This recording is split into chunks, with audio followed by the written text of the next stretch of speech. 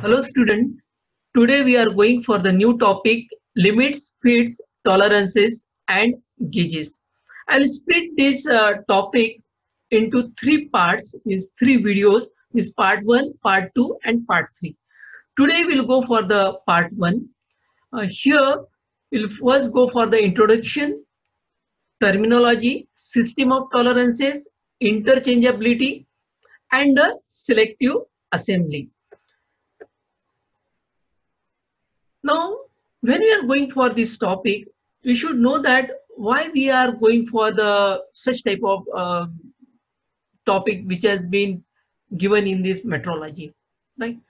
Student, we know that it is well-known fact that no two things in the natures can be identical. They can be found more similar. You can see here the number of products or components I have shown. It is closely similar, but it may not be an identical. Why this happens? You know that when we are going for the production of a component in engineering field or in engineering processes, it is a combination of man, machine and material. So due to that three reason, it is very difficult to make the component identical. So for that, what we are doing, man, here it is given that it is impossible to produce a part of an exact size. Some variations known as tolerance need to be allowed. So if you want to produce the component, you have to give the tolerances, but we never compromise the whatever the requirement of the customer. We have to fulfill it. What it means that, suppose I given this example, this is a piston and cylinder.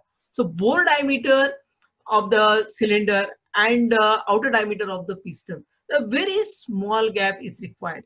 Otherwise, the efficiency of the vehicle get affected. Means we don't want to compromise that. Though we are not producing to the exact size, but some tolerances has been provided.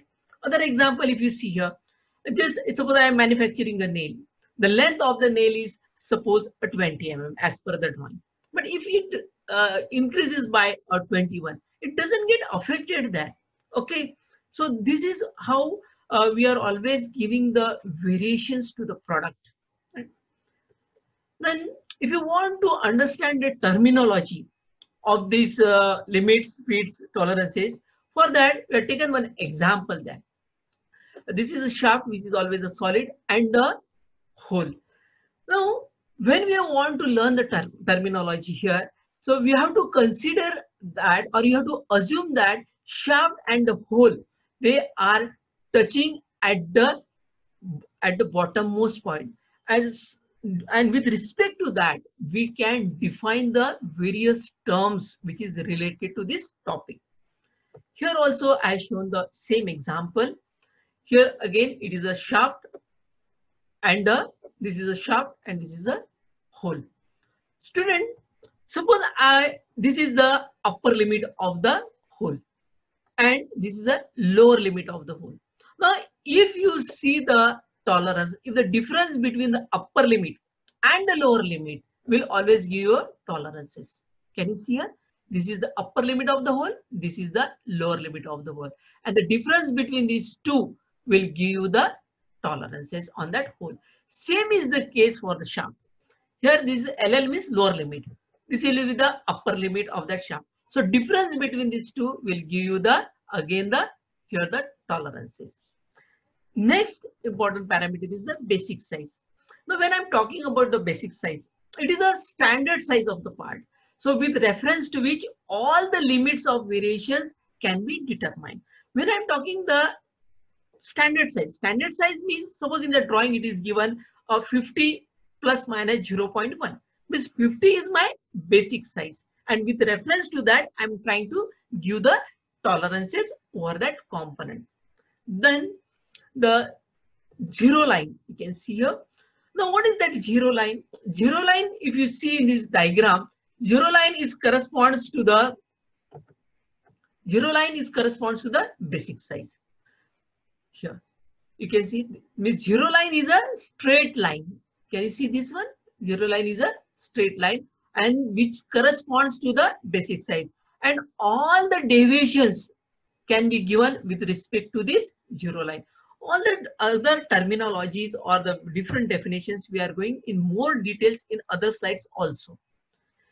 Next, this basic size, again I will repeat it again. It is a standard size of the part with reference to which all the limits of variations can be determined. Same thing we are seeing in the terminology in the diagram, and it is common to both. Yeah, so this basic size is always remain common to both, means hole as well as the shaft. Second important term is the actual size. Student, you can see here, I have taken the vernier and measuring the job. So whatever the readings I'm getting, right, which is shown by that vernier is called as the actual size of that part. Then the zero line, again the same parameter, zero line corresponds to the basic size, which I have already given the explanation on that. Now limits. Student, if you see this diagram, here we can see the two terms, lower limit and upper limit. It means that limits are the two extreme permissible sizes, right? You can see here limits are the two, and here the upper limit is the maximum size. When I'm talking about the upper limit, means this is the upper limit of the hole, and this will corresponds to the maximum size of that hole. And when I'm talking about the lower limit of the hole, this is the lower limit of the hole. That lower limit of the hole is the smallest size of that hole. In the same way, in the shaft also, there is a upper limit of the shaft, lower limit of the shaft. So when I'm talking the limits, limits are nothing but the two extreme permissible sizes of that component. Then next term will be the terminology. When I'm talking about the tolerances, here we can see, my friend, I show the 1, 2 arrow and I written the tolerances. What it means here? In the diagram, you can see I shown one component, that is a shaft. And in the component, here there is a lower limit. Student, 20 plus minus 0.002 minus 0.002. When I'm talking the minus, means 20 minus 0.002 will give you a 19.998. That is a lower limit of this shaft suppose. And upper limit means 20.002. So difference between the upper limit and the lower limit will give you the tolerance. It's very easy. No need to buy ahead all these definitions. Then if you see the example, with same examples I have written in more detail. Basic size of this component is how much is? That is a 20. Then the upper limit is 20.002 I shown in the diagram. Then lower limit I shown the 19.99. So the permissible tolerance is equal to the upper minus lower, that is a 0.004. So within that limit you can produce the component that will be acceptable. Then system of tolerances. There are two system of tolerances there. Unilateral system and the other one is the bilateral system. So what it means now? When I'm talking about the unilateral, my friend, you can see in this diagram, I shown one blue line. That blue line is nothing but the basic size, or I can say the zero line. Now, above the zero line, there is a tolerance, or below the zero line, there is a tolerance. See, suppose this is a component. I shown the tolerance below this zero line. Here, I shown the tolerance above the zero line. Means what it means? When the tolerance distributed on only one side of the basic size or a zero line, means जो कि tolerance एक तो basic size के ऊपर रहेगा या तो नीचे रहेगा. तो अगर हम ऐसा करते हैं तो हम उसको बोलते हैं कि यूनिलैटरल टॉलर. Uni means one side. It is very simple. No my friend, means either it may be a positive. Positive कब रहेगा? अगर ये लाइन के ऊपर रहेगा तो बेसिक साइज के ऊपर रहेगा तो पॉजिटिव रहेगा, और अगर वो बेसिक साइज से नीचे रहेगा तो it will be a negative. But in this case not both, दोनों नहीं रह सकते हैं. So that is called as a unilateral. Here again I show the example of the negative tolerance. You can see here. So ये देखो, it goes below the basic size. Here also it goes the below the basic size. I am giving the tolerances. So I show the example there. Positive again. See here. If I am talking about the positive, the tolerance is given above the basic size. Here also the tolerance is given above the basic size. Then what is by? By means 2 actually, right now? The meaning is actually the by means 2. So देखो यहाँ कैसा होता है. Here, if you see in this diagram, the tolerances which you have shown, this is a tolerance zone, right now? You can see that there is upper limit and lower limit of the component. So tolerance is given on the divided into 2 parts, means positive as well as the negative. Means what it means, when the tolerance is distributed or it lies on the either side of the basic size. दिख रहा है आपको, दोनों तरफ है, basic size के ऊपर भी है और नीचे भी है. अगर ऐसा टॉलरेंस हम देते हैं, then it is called as a bilateral, my friend. So it is not necessary that zero line will divide the tolerance zone equally on the both side. Equally, in this case I have shown the equal tolerance, but in this case I have not shown the equal tolerance. That is the meaning of that. But it may be equal or unequal. So from the diagram, I think it is very clear. Now allowances. Now student, I have shown one more diagram. Again, I have taken the hole and the shaft as an example here. Now, if you see this diagram very carefully, now this will be the upper limit, right? This is the upper limit of the shaft and this is the lower limit of the shaft. Now what it means, the intentional difference kept between the lower limit of the hole. So ये बराबर है, this is the lower limit of the hole and this is the higher limit of the shaft. Then that is called as a allowances. So from the diagram, so I can write this such type of definitions. Now when the, this statement is very important, when the shaft size is less than the hole size. अब देखो इसमें shaft size is smaller than the hole size. If such things are happening, then we are saying it is a positive allowances. अगर shaft बड़ा है hole से, then we are saying that it is a negative allowances. Now deviation. So when we are talking about the deviation, here again you can see the diagram.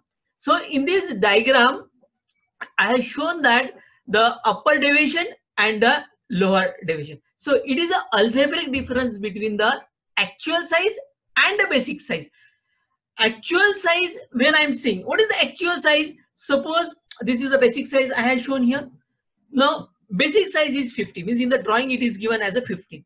Actual size is when I'm measuring with the instrument, I'm getting the 49.95. And the difference of this will give a 0.005. So that is the meaning of that. It is an algebraic difference between the actual size and the basic size that will give the deviation. But deviations are of 2 types. One is the upper deviation and other one is the lower deviation. So when I'm talking about the upper deviations, from the diagram it is very clear. Student, you can see this is the basic size, right? And here this is the upper limit of the hole. So what it means? Upper deviation is nothing but an algebraic difference between the maximum size, means ultimately this is a maximum size of the hole. यहाँ से लेके अगर यहाँ तक देखें, this is a maximum size and the basic size. So difference between the maximum size and the basic size will give the upper deviation. Lower deviation, see, I shown in the diagram, this is a maximum size of the hole. Now if I want to define the lower deviation, what it is given? It is a algebraic difference between the minimum size and the basic size. Where is the minimum size? Yeah, this is the minimum size of the hole as per this diagram. And the basic size is given here. So difference between the minimum size and the basic size will give you the lower deviation. Yeah, this is again a very important concept, interchangeability. Basically, this interchangeability concept comes for the mass production. When we have produced the components in lakhs and crores, right? Under such cases, this concept is very important. It is very clearly written, my friend, here. When any randomly selected part will assemble correctly with an other mating part, which is also selected randomly. What it means? As I will take the nut. So number of nuts are coming from the one industry, bolts are coming from the other industry. And my friend, when I'm selecting it randomly, मैं अगर randomly choose करता हूँ, they will automatically get made with each other. So if such we can achieve, in that case we are saying that it is a concept of interchangeability. So it's very easy. Now one more example. Suppose you go to the market and आपने बोला कि yes splendor का मुझे spark plug चाहिए, so that shopkeeper will give you the randomly he will give the spark plug, and when we try to assemble in the engine it is easily assembled. वो आपको देखो कभी भी आपको वापस करना नहीं पड़ता है. Why? Because whatever the tolerances are provided, that has according to that we are manufacturing, and due to that reason the interchangeability concept can be achieved. Next, these are the various examples of the interchangeability I have written here. Yeah, advantage of interchangeability: low production cost. देखो, when we are producing in the mass scale, naturally the cost of the product goes on decreasing, right? Increasing in the production rate. Yes, increasing the production rate means as we are doing the similar type of tasks, right? So same, अगर मेरा industry nut का है, so I'm making a nut only, so the production rate also goes high there, means we are increasing. Low maintenance cost. Why? Because there are similar type of machines are available in your industry, because we are producing only suppose nuts, so we are having some limited machines for that, and due to that the cost of that maintenance goes on decreasing. Improve the quality. How it is possible? As operator is specialize himself in his work, means इसका मतलब क्या होता है, खुद ही operator अगर वही type का काम कर रहा है तो नेचुरली उसमें स्पेशलाइज बन जाता है, and he will give the most improved quality product to the customers. Reduction time. Yes, reduction time is, yes, from one industry I'm getting nut, other industry I'm getting bolt, and I'm assembling it. So my assembling time gets very fast there. So that is the biggest advantage of the interchangeability. Yes, this concept is very important. Student, you can see here, I will show the other slide also, which is very important. In first slide I shown here, in selective assembly, part of one types are classified into several groups according to their sizes. And the mating part is also classified into same number of groups. So when we are assembling it, we are achieving the fit. So what it means that, I will show you with respect to this diagram. I taken one example. There is, in this diagram, there is a, this is a shaft and this is a bush. Now, my friend, suppose I am manufacturing a bush that is a 30 plus minus 0.02 and the shaft size is 29.88 plus minus 0.02. That is a tolerance. Now, what I have done, I divide the bush as well as the shaft into three groups. How it is possible? See, bush size, why I am getting the 29.98? 30 minus 0.02 will give you a 29.98. Then 30 and then 30.02 means I added this, right? 30 plus. In the same way I done for the shaft. Now, my friend, if I am dividing the whatever the bush or a shaft into three groups, then if I take a difference of that, I will get the same difference there. So we are not compromised about the quality. The advantage, what is the basic advantage in this case, my friend? When we are going for the selective assembly, we can give the higher tolerance. Means इसका मतलब क्या है? After all, what the customer required, so whatever the products we are manufacturing, it should be function properly. That is a basic concept, right? तो हम quality में कोई compromise नहीं कर रहे, कस्टमर को जो चाहिए वही दे रहे, लेकिन हमने वाइडर टॉलरेंस दिया, हमने टॉलरेंस बढ़ा दिया हमारा, क्योंकि क्यों बढ़ा दिया? क्योंकि हमको ऑलरेडी हमने ग्रुप में डिस्ट्रीब्यूट कर दिया. Suppose B1 is the bush, okay, I have selected the shaft, means this is the one group I have made, and if I have chosen randomly from that, naturally we'll get a proper fit there. In the same way, suppose I take a B2, means this is the second is my B2 group, right? When I choose that, again I'm getting a proper assembling of that, proper fits of that. So again for the B3 groups, right? So in this way, means there is no compromise in the quality, but advantage is that we can produce the component to the wider tolerance, right? So that is the biggest advantage of this selective assembly. So thank you, my friend.